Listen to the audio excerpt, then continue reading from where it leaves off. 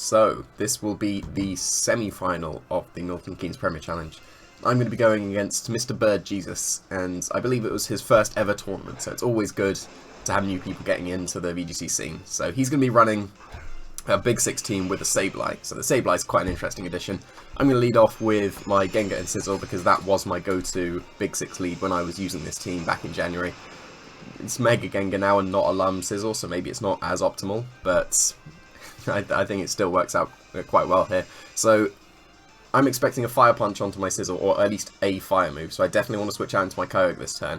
And I would either assume that he's scrappy and would fake out my Gengar, or wouldn't want to take a potential Will-O-Wisp and would switch out. So I do switch out my Sizzle to take any Fire moves from the Groudon, and I do just go straight for the Icy Wind with my Gengar. If he had a Sucker Punch my Gengar, that would have been very, very bad, but I was fairly confident he wouldn't do that. I would either eat a Fake Out, or I would get a Switch. And I do get that. I wouldn't have expected a ground move at all because he doesn't know if I'm Mega Gengar yet or not. So he wouldn't ground move with a Sizzle there that he could potentially knock out in one. So I am going to Mega Evolve, even though it was a bit risky if he had attacked with the ground move. But I'm going to just go straight for the Icy Wind. He is going to protect his Groudon, so no speed drop on the Groudon, but that also means no Fire Punch. Where he wasn't going to go for Fire Punch on the Sizzle, and no ground move. That's the most important part. But Icy Wind does connect with the Sableye, which is super important if I manage to skill swap away its Prankster, but there we go. Right, I'm going to switch out into my Rayquaza here, because I don't want to take a ground move now, even though Sableye's always going to carry Gravity, isn't it? Which is exactly what it's going to go for. So the switch wasn't really the best. I could have just protected, and the Water Spout is now going to be weakened on the Sableye, but I can survive any move that the Groudon will go for. It is going to be Precipice Blades. He can't miss now because of the Gravity, and he will hit my Rayquaza for a lot of damage. But you need to bring Kyogre down to about 20% for Water Spout not to knock out a Groudon in the rain. So Groudon is going to go down, and I do a very good chunk to the Sableye with the Water Spout. Now, I can get burned by a Will-O-Wisp from the Rayquaza onto the Rayquaza, but he's going to bring in Talonflame, so no Xerneas. And here he's going to go for Tailwind, so I basically double onto the Talonflame this turn, I believe. I do eat a Will-O-Wisp, which isn't the worst thing, but I'm going to Dragon's Ascent, the Talonflame, and Origin Pulse as well. Because I do have the Gengar and the Scizor in the back, and if the Talonflame goes down, then I can pretty much just 1v1 the Kangaskhan.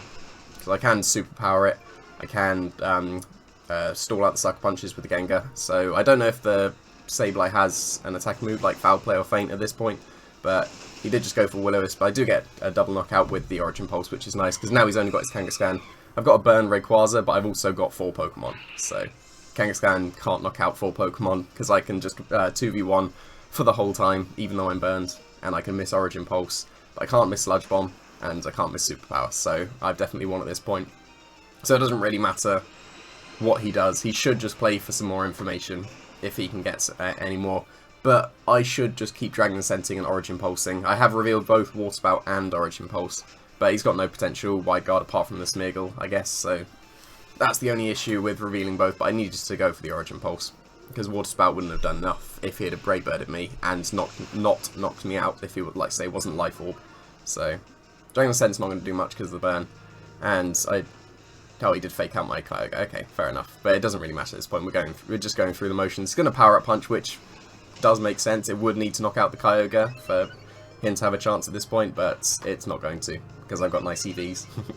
So I do survive on 6 HP. I think that's how much I survived with last time when the Groudon Thunder Punched me, so that's quite cool. But Dragon's Ascent isn't going to knock out this Kangaskhan, but an Origin Pulse should. So I believe this is the last turn. Yeah, it is. Spoilers, the Origin Pulse connects. So the Kangaskhan is going to go down, so that was quite comfortable. Sableye was an interesting choice. The Gravity was nice to hit my Rayquaza, but because I took out his Groudon and his Talonflame fairly quickly, he lost all of his offensive presence. So next match, I'm not really expecting the Sableye. So that was game 1. This is game 2, and I'm very good at cutting very professionally. So he is going to lead off with Smeargle Kangaskhan this turn. Well, this match, I should say. This game. Whichever one you want. And I'm going to change up my leads to Raichu and Rayquaza. So I think the Kangaskhan Smeargle was a good change. If he was a scrappy Kangaskhan, that would have been very good against my Gengar and Sizzle, because he could have just faked out the Gengar and Dark Voided, and there wasn't really much I could do about that. But here, I'm not going to fake out the Kangaskhan, even though they should be scrappy on the big teams. I'm not going to risk the inner focus, and if I do that, and he's a Sash Smeargle, and I just attack into it, then he just gets a Dark Void off, so I have to fake out the Smeargle here. So I'm going to go for Fake Out. Breaks any potential sash on the Smeagol, which is nice because he didn't protect. And he is going to Fake Out into my Raichu.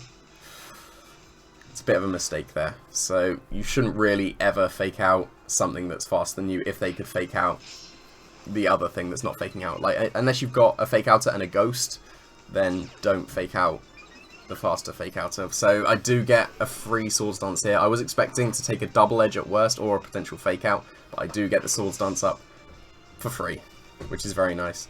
Now he is going to Sucker Punch my Raichu. I believe I was doubling into the Kangaskhan this turn with a Dragon Scent and a Nuzzle, I think, because if he Double Edged my Rayquaza and managed to knock it out, then I would have been able to paralyze him and then just sweep with my Kyogre, basically. But Double Edge wouldn't have knocked down my Rayquaza anyway. It does take like 98% maximum, which is nice. So Dragon Scent onto the Kangaskhan, didn't attack into the Spiky Shield, which didn't break my Sash. So the Kangaskhan goes down and I get to keep my Sash, which is very nice. Because I would expect him to bring Xerneas this time. Because Sableye didn't really do that much. He could have just changed the Sableye for the Smeagol. But I do expect Xerneas this time. He does kind of need to bring it.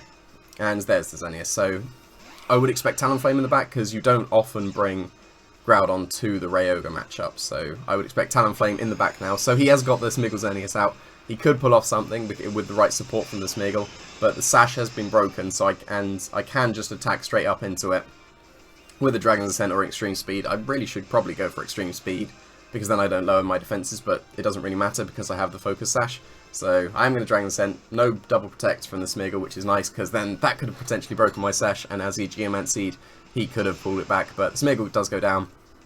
No Dark Voids.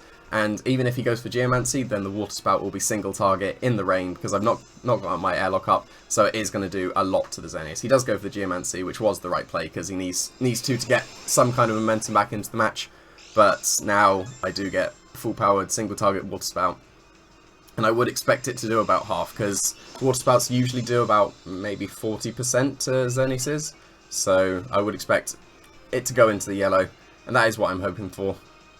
So I'm going to go for Water Spout, and it just does over half, which is very nice, because that is definitely in either Bullet Punch range. I do have my Scissor on the back. It's in Bullet Punch range or +2 Extreme Speed range. Now here, I was very scared of the Quick Guard, so I'm not going to go for the Extreme Speed. He doesn't end up going for Quick Guard, so I could have Extreme Speed and knocked out the Xerneas, but I figured that if I just attack the Talonflame with Origin Pulse and Dragon Scent this turn, he can only potentially knock out one of my Pokemon, and then I'll be able to knock out the Talonflame and then Sizzle wins in the back.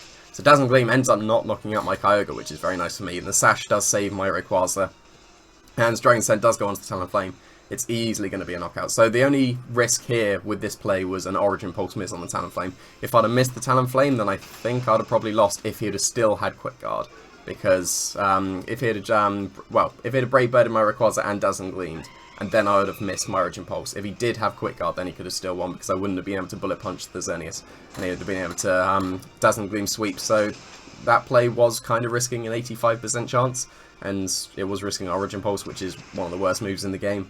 But there was no Quick Guard. I do survive with both Pokemon, and I am able to take out the Xerneas with the Extreme Speed. So that was a fairly straightforward semi-final. I do have a lot of experience in the big matchup, and this team, I would say, has a good advantage against it, but it was great to see someone in their first tournament going to the semi-final. That's always great, because that will encourage them to attend more tournaments, and it's always good having more people attend more tournaments. So, on to the final.